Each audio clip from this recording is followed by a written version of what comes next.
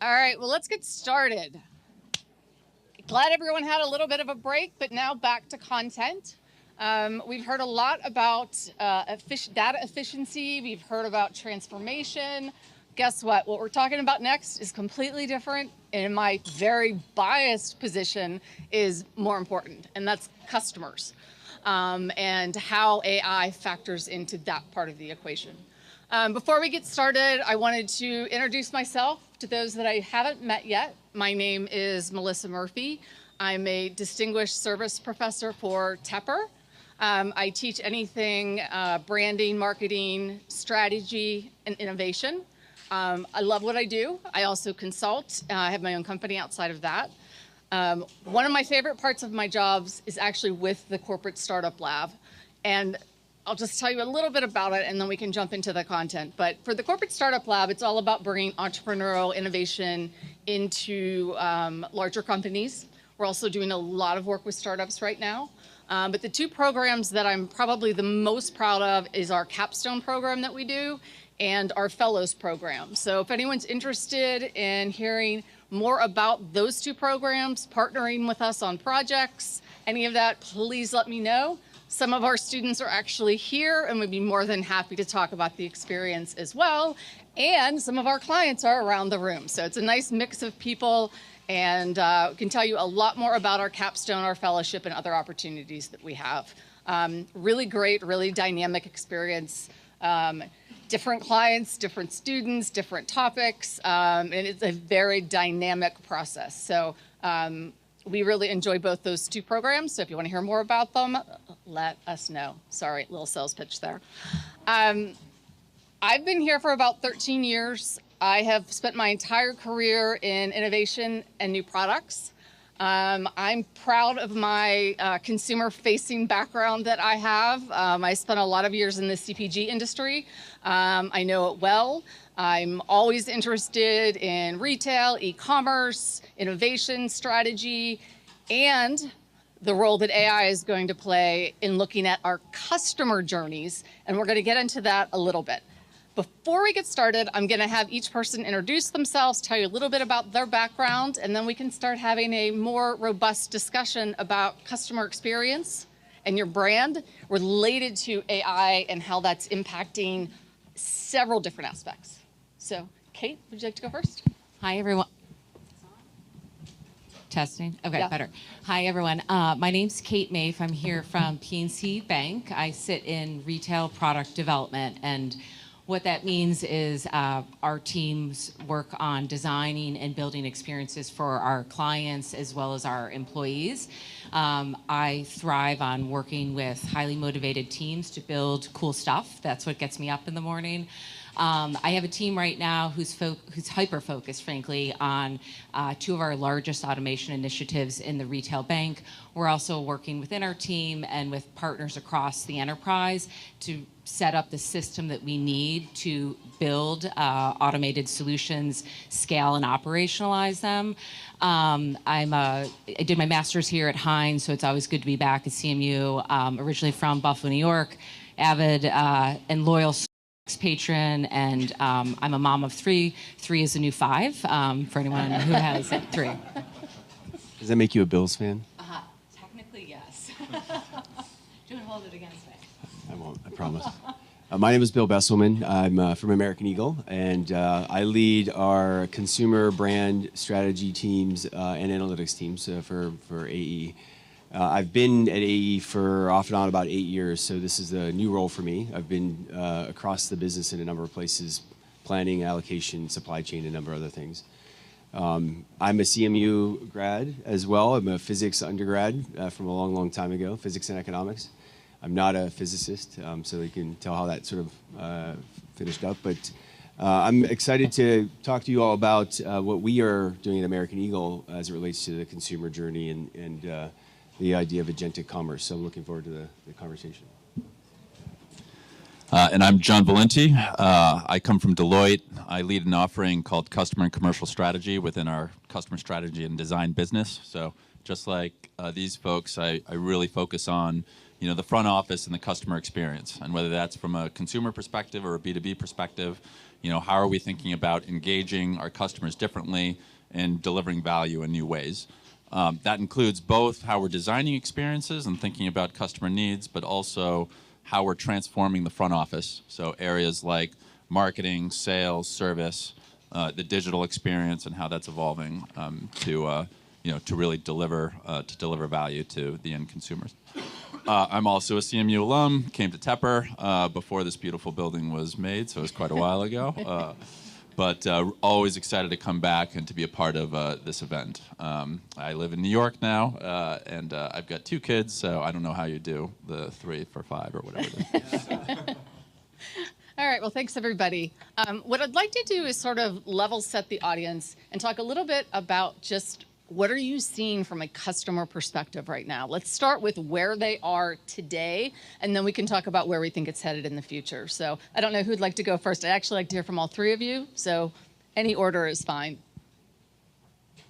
I guess I'm happy to start. So we're definitely seeing customers adopt AI, right? It's flipping the customer journey on its side in the sense that customers, just as they were before with Google, are coming to the table much smarter, much more informed than they ever were before. And so they are very much using AI as part of their purchase journey, their research journey, and that's really disrupting not just the buying process, but even the servicing journey, right? So you think of something like, insurance and coming to the table with ready for a claim.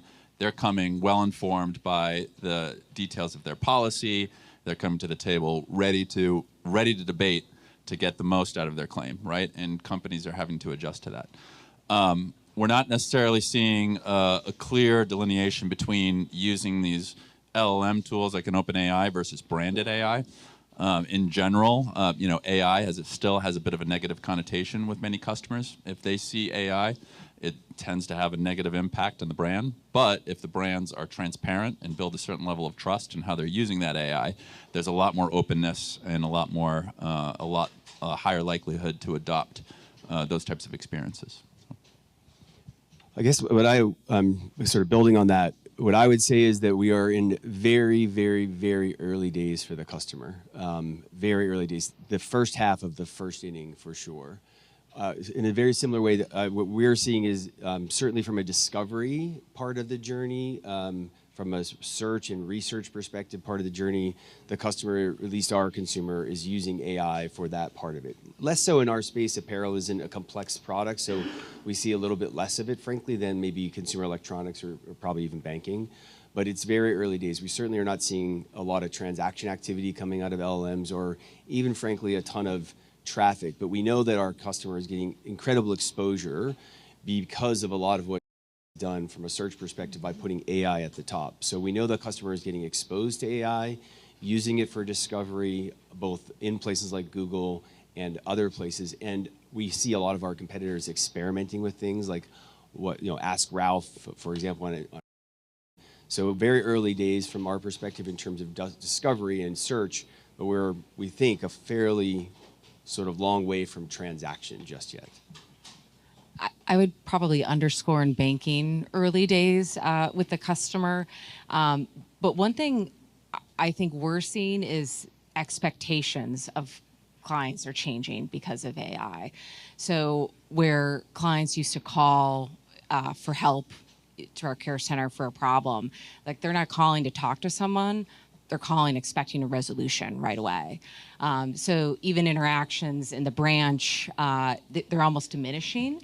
So we're trying to incorporate that in terms of how we think about those interactions in the future. The other, I think, facet, and this has probably just been compounding, over the past few decades, but it's this expectation that you know me. Like, I shouldn't have to tell you my story. I shouldn't have to tell you the last time I interacted with you. Like, you should have all that information and be using new capabilities on your side so that this is a meaningful and impactful interaction. Yeah, I think John brought this up, but I wanted to sort of build off of the point of looking at the customer journey. Let's compare and contrast where we are. I agree with our guests that we're in the early stages, but you're starting to see those changes as part of the journey. So can you sort of compare and contrast the way it's always been and kind of where it's headed, maybe? Sure. I mean, happy to start. I mean, I think you alluded to it, Bill, right? I mean, I think the traditional view has been very much one of a linear journey, right? So you are going to become aware of a product, you're going to research and compare, you're going to make a purchase decision, you're going to use it, you're going to learn, and maybe you'll use it again, right? On one hand, much of that is getting collapsed. So as we talked about, right, the discovery piece in particular, a lot of that is being, a lot of that is really being collapsed when it comes to the discovery piece and then the consideration and then ultimately the purchase piece. I think when we talk about agentic commerce, a lot of customers aren't ready to trust these agents to buy on their behalf, but I think as we're readying for those types of experiences in certain areas, we're going to see more of it.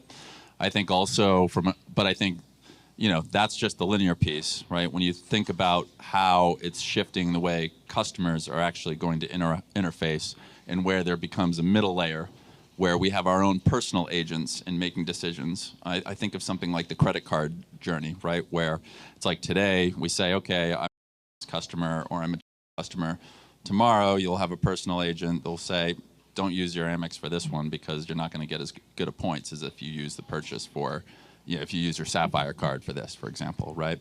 I think, there's going to be a whole host of decisions and a whole layer that brands are going to have to deal with, from a customer experience standpoint. Yeah, we think about it from, there's sort of three things that we've been at least talking about. There's customer buying agents, there are brand selling agents, and then there's how you actually develop and build a brand in today's world. From a journey perspective, digital has really blown up the customer journey, at least in our space. And it's different, again, by product type for the consumer. But in the good old days of a store-based retailer, you might have 2 or 3 touches to the customer pre-transaction. Today, there's more like 14 or 15 touches or interactions with the customer in your brand before they transact. So we're not sure if AI is going to make that 15 go to 25, or is it going to take 15 back to 2 because now the agents are intersecting and taking care of a lot of that for the customer. So we don't know what direction that is, but we know we need to be prepared for both the LLMs and for ourselves, the end consumer, to have maybe slightly different journeys depending on occasion. But the biggest sort of short-term impact as it relates to the journey because of discovery change is how you build a brand. So in the old world, we really controlled our narrative. We had a website, we have an app, we tell the world this is it, we run a campaign, we push stuff out to people. Well, where do the LLMs learn about us now? They learn on Reddit, they learn in other places. And so your narrative is not your narrative anymore. It's now, in many cases, unfortunately, the upset customer who's out there complaining about you. It's now the people who are doing reviews about you, either on your site or off-site. So how you build the brand is at least at this stage, very, very, very important for us vis-a-vis how we're thinking about how the journey changes. The brand development changes, and that's a fundamental challenge for us as a branded retailer. That's something that's a big deal. I mean, I think it breaks the client journey in a lot of ways. And listening to both of your comments, I think emphasizing again our interactions with clients diminish because we now have agents on our side or agents acting on behalf of the clients versus one-to-one with employees on the front line. I think the other big piece for us is in banking, we've grown up, and I have a colleague in the back who's been looking at our servicing interactions with clients today by channel. So we've always talked, okay, by phone, by mobile, online banking, in the branch, and we're really going to need to be able to orchestrate that journey in an omni-channel way like we've never envisioned before because of the agentic forces in the ecosystem. I think it's such a good point. We are thinking so much about personalization, and what does personalization actually mean? What does it mean to the customer? What does it mean to us? How far is too far? How far is not far enough? Defining what personalization even means, I think, has become a new challenge that we all thought we knew what that was. What your email now says Bill, and you bought this the last time. It's so much different than it once was, and I think it's going to get even more different. And I think to your point, where we're now compared by all the information out there and trying to fight for what our brand means as an agent. Is an agent is now choosing whether or not they're going to shop at American Eagle or the Gap, or if they're going to bank at PNC or BNY Mellon. The more that we have those like customer signals and data points to actually make sure we're hitting the mark, I think that'll be key. Yeah, like I'm just go ahead. No, please. I was just going to say, in our view, the brand, because of these things, like the LLMs, the AI is going to basically wipe clean even the playing field for everyone as it relates to price and quality and all the sort of physical differences about product. And now the thing that will matter even more is, what does the brand mean?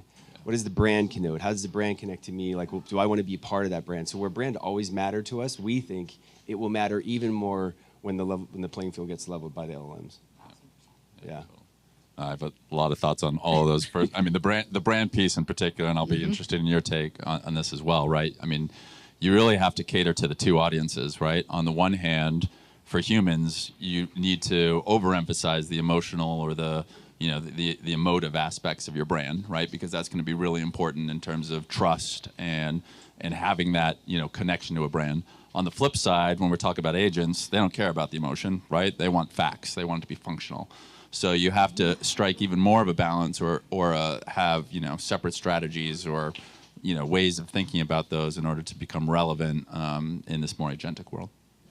Yeah, and I think that builds off the question I wanted to actually ask, was in terms of, as we look at who owns the customer relationship, how do you break that up and think about it in terms of brand versus agent? And what does that split look like? And how are we evolving on that? I don't know. John, you answered that a little bit, but Bill, I don't know if you want to dive into that. That builds off some of your comments. The battle is even bigger now than it ever has been. Even bigger now than it ever has been, because all of that, for personalization purpose, for all that data that we get now, because we're all on platform, we're vertically integrated, we want to keep.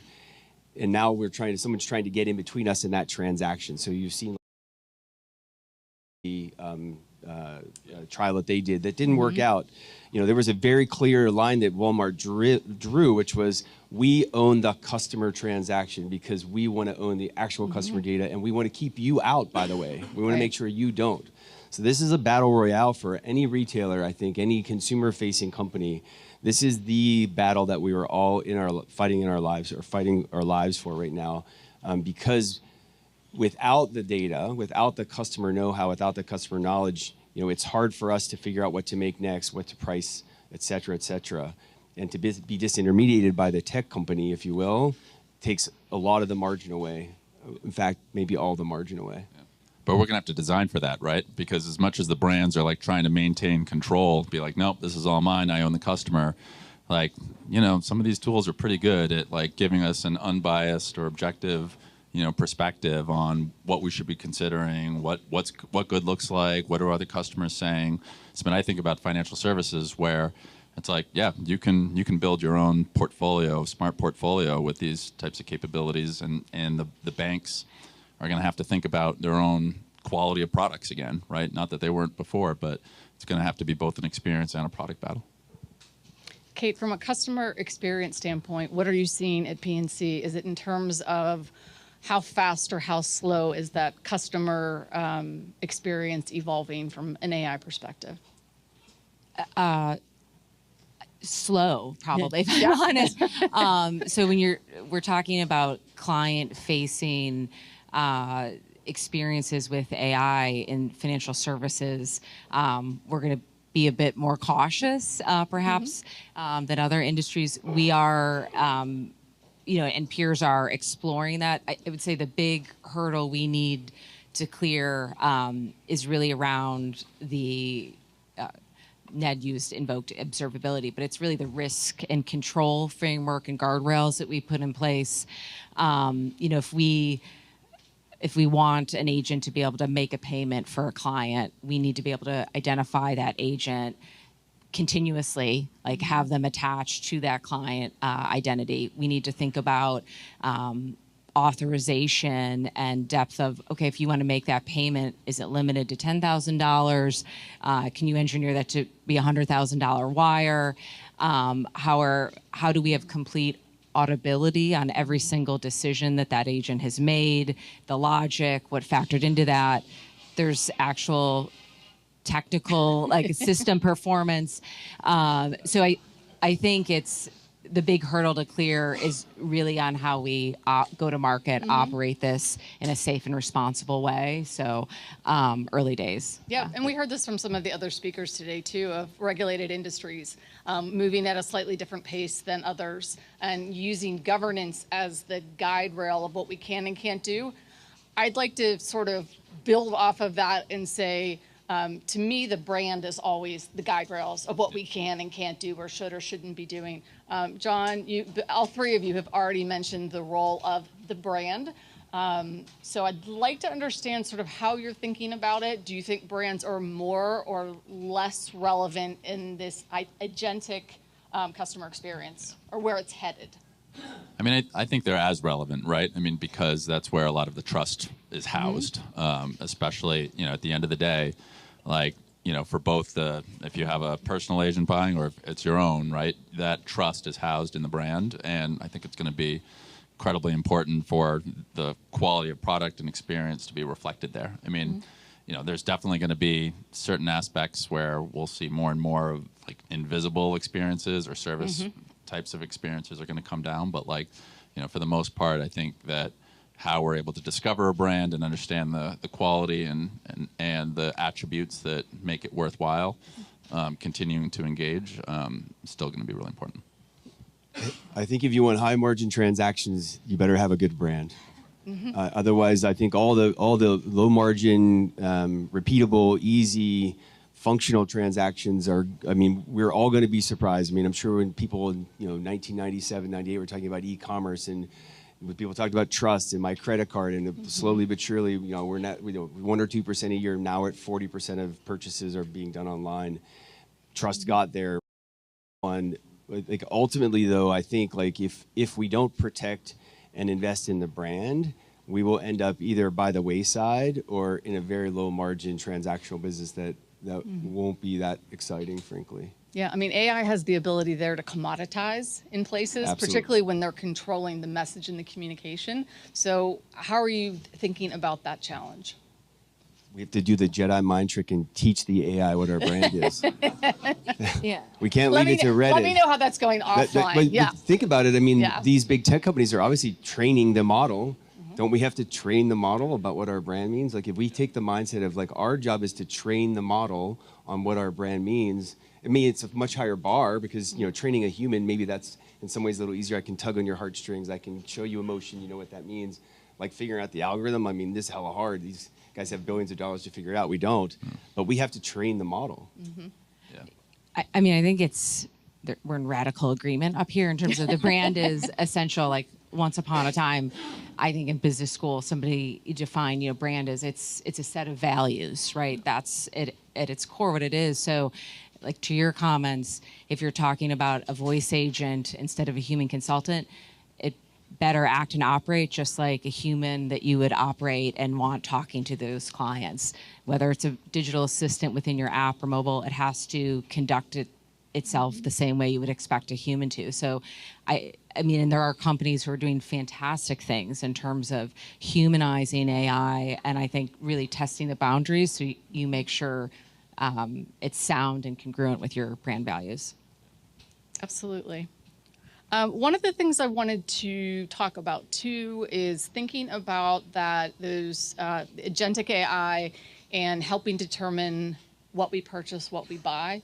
And are we losing our voice as a brand by doing that, or are we wrestling to keep control of it? Just a little bit more on sort of the voice and that relationship piece, if you wouldn't mind. You want to start with the apparel side? Yeah. I mean, look, I think we in our current state, I would say we're wrestling with the right way to do this. I think in our kind of heart of hearts, we would acknowledge that like we're not going to own it 100%. Like there's more data outside of us about these customers than we have inside. But we have a place to play. We have a role to play in that. And so I think, again, it's a little bit of judo. How do we use what the LLMs know, what the AI knows from outside of our our data pool, if you will, and use that to drive our customer to where we want. So while the LMs are unbiased, the AI is unbiased, we are incredibly biased. Like we are incredibly, as a brand and as a business, we are incredibly biased. We want high margin transactions. We want to make money. So we do want to make sure that the customer buys our stuff, even if it's not the cheapest, even if it's not the whatever the LLM agrees. We want them to buy it because that's important to us. So I think it is a wrestling match in terms of what influence we have versus what influence, because there's a richer set of data outside of what we have, and how do we bring that together? That'll be, I think, the art in the science, if you will. Let's talk for a second about what's real in the marketplace right now and what's still at a conceptual level. I don't know who wants to start that, but just sort of understanding, I think there is a lot of expectation, and we've heard it today from a lot of the speakers about AI and what it can and can't do. But let's talk for a second about, let's get real about what is happening in retail and e-commerce and financial services in terms of what are we doing today and what's still at that conceptual stage. I mean, I think we started to allude to it a little bit, right? I think that there's a lot of expectations. We hear a lot about agentic commerce. Some of that is around like the external perspectives, but I think we've all seen that customers aren't ready to just, delegate the purchase decisions just yet. So from a customer perspective, we're still in the early days. Most customers still use these LLMs like a Google search, right? But they're getting better, and the tools themselves are getting better. Internally, from the front office, seeing a lot of progress around marketing and marketing automation, although some of the quality of that is yet to be determined, right? I mean, and you can see that reflected in, the websites and the imagery, and, people can recognize that's an AI image, right? And it doesn't necessarily reflect positively on the brand, right? It's been a lot more about volume from a marketing perspective versus quality. So I think as we get more and more focused on the quality and the personalization, it's going to get better and better.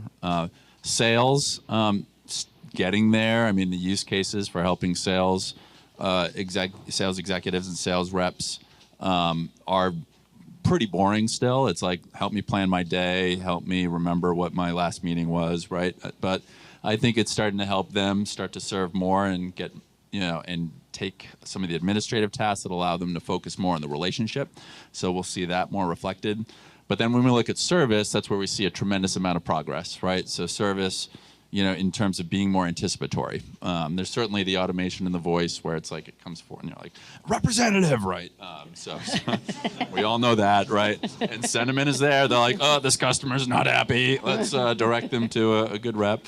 But like as we anticipate the needs, like this person's bill is going to come due. Let's make sure that we're proactively, getting ahead of that and actually avoiding certain service interactions on behalf of the customer. That's going pretty well, and we're seeing a lot of return on investment there. I mean, I think there's a ton of hype and excitement right now on the AI front. There's lots of articles that talk about we're going after hundreds of use cases. We have X number of agents in production. But I do think there's a gap between, potential and actual impact. Maybe love how you guys have coined, this afternoon with the branding here on ROAI. So, I would say, within our organization, what we're hyper focused on right now is like a few things, and not just being excited, but building confidence that we can operationalize solutions like this. Maybe just to piggyback in terms of financial services, I would say high investment in servicing, employee-facing solutions, efficiency opportunities, where can we use that to differentiate in the client experience, and like dipping our toe in the water in terms of client-facing use cases. Me just adding, I think reinforce what's real for us is marketing copy. Marketing copy is really being done by AI, or at least being sort of managed somewhat by AI. Beyond marketing copy, there's a lot of experimentation, there's a lot of hype, but it's experimentation at this point, at least from a customer-facing side. And we own a couple of brands at American Eagle. We own a brand called Aerie, and we've taken a contra position, as you may or may not know. Aerie is founded on this idea of real, authentic, We don't Photoshop our models. We don't do anything to make them look better than they actually are in real life. And we've come out and said that we're going to do the same with AI. We will never AI a body. Every body will always be real. So we've taken a position of, where the line is for us as a brand and how to use what's real and what's not real. We'll still use it for marketing copy. That will be, but from humans' perspective, at least that one brand of ours will not. So I think people are still writing the rules, I think, is part of, I guess, the message I would. I love that, by the way. I did not know that. That's awesome. John, a quick question for you. Looking across your client base and looking across the industries, where do you see the leadership in terms of customer-facing interactions? Is it sales? Is it marketing? Is it the data team that wasn't there 10 years ago that is now? Where's that coming from? Who's pushing that and helping to lead that part of the process? Yeah, I mean, I would still say the servicing side, and what we're seeing perhaps more innovation coming from the travel side, right? In a couple ways. One is like, how are they shaping travel concierge to aggregate a more holistic, plan between not just flights, but also hotels and dining and things like that. So that's an industry I think starting to get very exciting. I would say that healthcare, I mean, we've talked a little bit about this already, but I think some of the progress in healthcare and how, we're helping doctors and providers really synthesize like what the history is, what the needs are, predicting certain symptoms or diseases and things like that, and then allowing the providers to focus on the experience and the relationship again, I think is pretty exciting as well. Okay. Kate, quick question for you. One of the things that in any conversation we have about financial services or frankly even healthcare, one of the biggest conversations from a brand perspective is around trust. So talk to us about trust in financial services and how balancing trust and AI and what that vision may look like for the future. Because again, that's a wrestling match too of how we think about it and what that balance looks like. I think the regulated industries, we're going to see even more of that. But trust when it comes to our money more than anything else is critically important. So talk to us about PNC and your role and how you're thinking about that aspect in this AI world. Sure. I think we started to touch on some of it with brand, but if you think about banking, right? I bank with PNC today because I work there, right? I have my mortgage. I'm familiar with like the institution, how it's operated. I bank with because they gave me my first car loan, right? They serve and support the military community. But in the future, I've had a lot of success when I need to make a decision today to include an investment decision, to include where should I open my next account by talking to, all right? So all of those things in terms of like I thought of or considered before when making a decision of where to bank, I'm going to feed the facts to new solutions at my fingertips to help make that decision. I think Bill hit on product differentiation. I feel like that's just going to diminish. So it will be harder and harder. So I think going back to taking control of our brand, the values, making sure that the information that is publicly available, regulator endorsements, like that will be really critical because will be evaluated by agents in the future when consumers are making decisions. Yeah. Bill, one last question for you before I ask for some final comments and allow for some Q&A for it. But actually, Kate, thank you for the lead into that because that was perfect. I wanted to ask you about differentiation.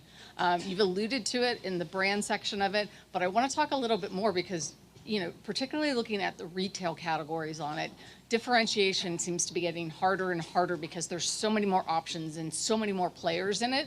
How are you thinking about that at American Eagle? I think it's, many people probably don't think about this or know this, but it's always been a challenge. I mean, we compete against, I don't know if everyone knows that name, but you probably do. Maybe not actually. I would suspect that it would surprise you if I told you that Abercrombie made its pants and shirts in the same factories that American Eagle does. Mm-hmm. Well, not all, obviously, but some of the fabrics are the same, some of the factories are the same. So differentiation has always been a challenge for us, and brand has always been the path to that challenge. And brand is in many things. It's not just a brand, how do I feel? It's a service level, it's a distribution channel, it's a interface with the customer, it's a set of services that you build around the brand. But the long story short is differentiation has always been a challenge for us, and it will continue to be a challenge, and even harder, I think, in apparel, where the playing field does get level. A brand out of China is at $0 to $10 billion in 6 or 8 years. I mean, that's incredible. We're a $5 billion company, been around for 50 years, $6 billion company, been around for 50 years. So their access to factories and access to consumer markets and access to supply chains allow them to scale very, very quickly. And their product is not near the quality of ours by any stretch of the imagination, but their ability to reach the consumer and find a segment of consumers who care about price more than they care about quality or care about delivery speed or et cetera, like, enabled them to grow in a way that they haven't before. Growth over the last, 25 or 30, I guess 35 years, holy smokes. Differentiation has been a challenge. And Amazon, in the way that they work, they continue to raise the bar for those of us who have to differentiate. And I think that's exactly what will happen is the bar will just continue to be raised.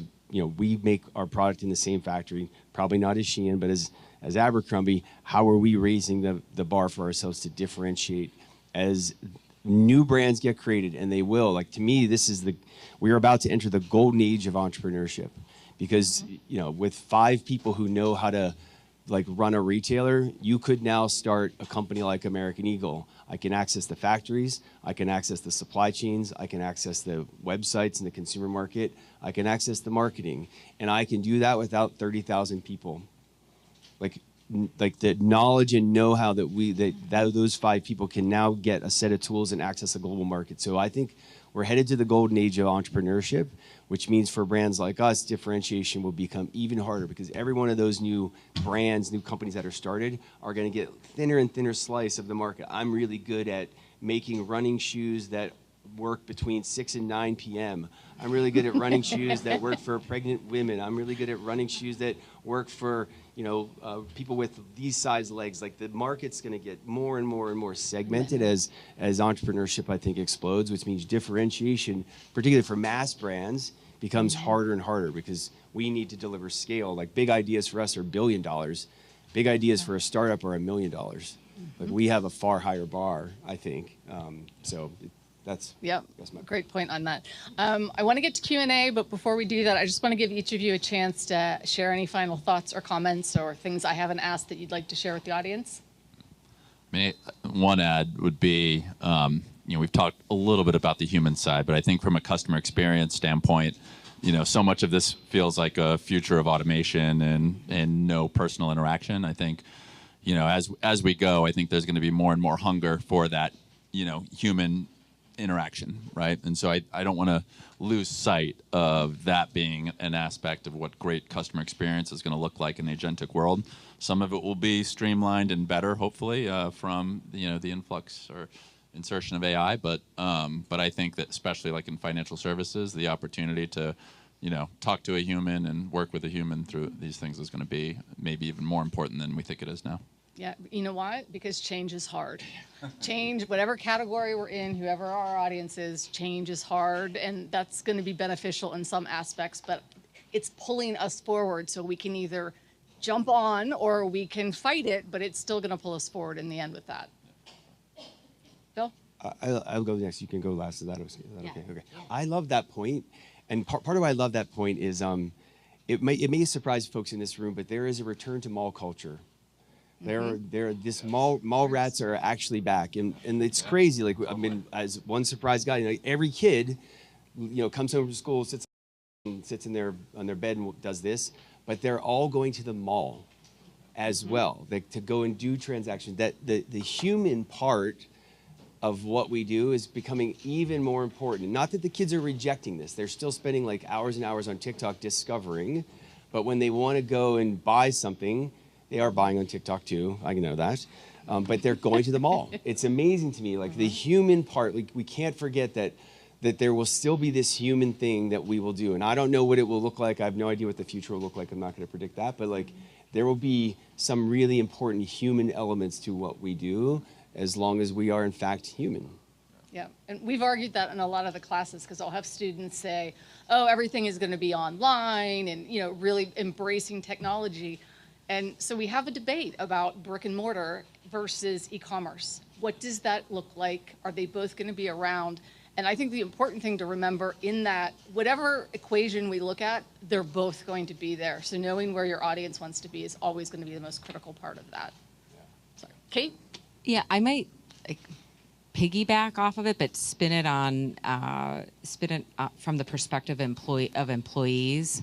So I think there's this great book. It's a must-read if you haven't read it. Will Guidaro's Unreasonable Hospitality. If you haven't read it, you absolutely should. But he talks about he comes from the restaurant business, how AI can be like the ultimate amplifier when it comes to hospitality.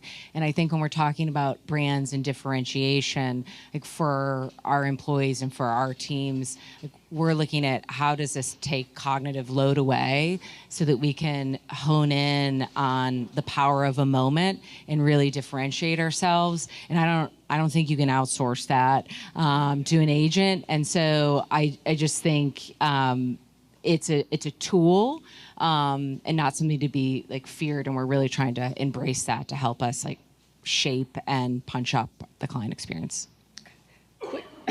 Quick second, anyone, 2 questions I'm going to allow because I don't want to cut into the next speaker.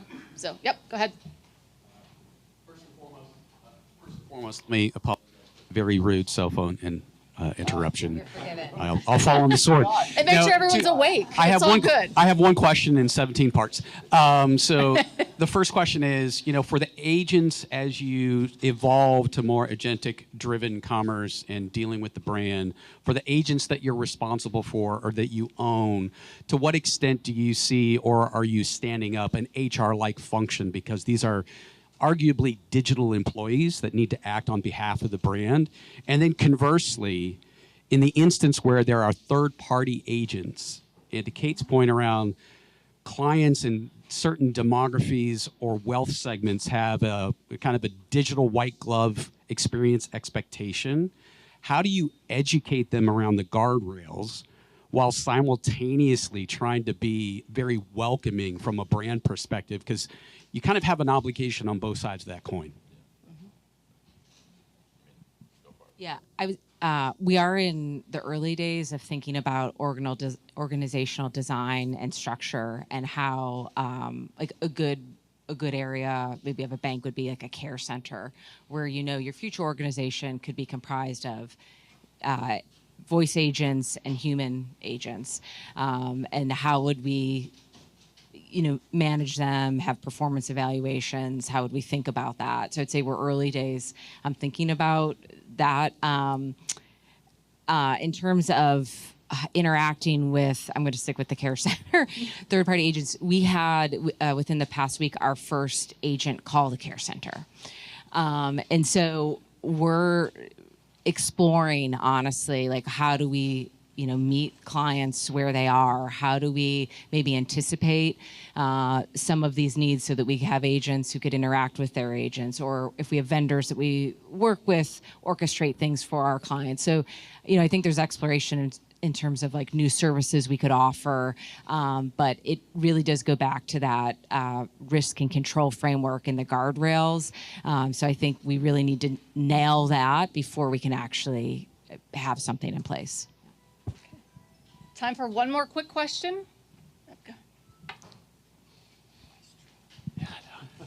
Hey, I'm Vaishak from MyKarma. We do automotive software technology. And what we are seeing, though, even though we've been in the industry right now and we're introducing AI touch points to make our technology more collaborative and whatnot, we do see, now with my question is, how do you guys navigate partnerships in the era of AI? So you guys spoke about differentiation and building a brand. And if I had an agent and it said, your American Eagle jeans are going to go look the best with the Nike shoes, but with a Levi's shirt. And, this is like a partnership. And how do you guys navigate that? Because we see, sometimes we'll have a crazy guy in the dealership who's built this local agent for himself, and he's doing that too. So the number of vendors that users are considering is increasing. So how do you think of like the bigger landscape and navigate partnerships? That's my question. I mean, I would say we're not very good at it yet because, as we talked about earlier, everyone's trying to say, like, how am I protecting my business in the near term? But I think the topic that we just talked about in terms of customer experience is going to force a little bit of that, right? I'll just give the example, again, of the airline industry.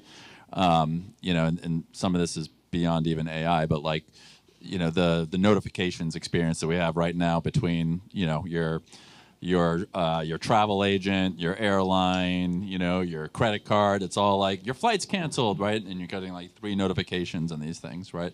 I think it's similar where those types of partnerships or those, that ecosystem is going to have to spend more time thinking about, are we really making things better for the customer? And how do we think about designing this in a way where we're partnering, sharing data, sharing standards, and, protecting the customer so that all of us can win.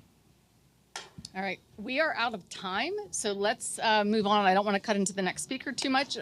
Big thank you to John, Bill, and Kate.